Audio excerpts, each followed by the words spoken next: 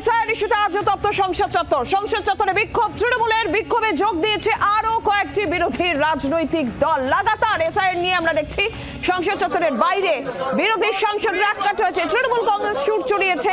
আজকেও তপ্ত সংসদ চত্বর, বিক্ষোভে যোগ তৃণমূল কংগ্রেস ছাড়াও আরো কয়েকটি বিরোধী রাজনৈতিক দলের।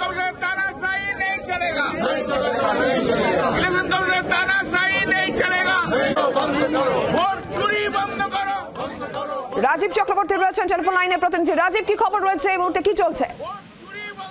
দেখো, সংসদ অধিবেশন শুরু হওয়ার আগে আজকে সংসদ চত্বরে তৃণমূল কংগ্রেসের সাংসদরা তারা বাংলায় স্লোগান দেন এবং বাংলা হাত লেখায় প্ল্যাকার্ড হাতে তারা বিক্ষোভ প্রদর্শন করেন।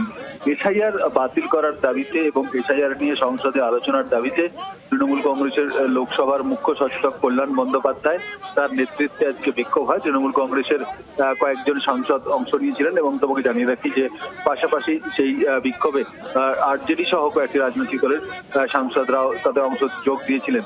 কিন্তু তার কয়েক মিনিট পরেই সমস্ত বিরোধী রাজনৈতিক দল তারা সংসদ ভবনের মকদ্দরে এসআইআর এর প্রতিবাদে, সরকারের ভূমিকার প্রতিবাদে তারা বিক্ষোভ দেখান এবং তারা দাবি জানাতে থাকেন যাতে সংসদে এসআইআর নিয়ে আলোচনা হয় এবং এসআইআর নির্বাচন কমিশন যে শুরু করেছে তা যেন অবিলম্বে বন্ধ করা হয়। রাজীব, ধন্যবাদ।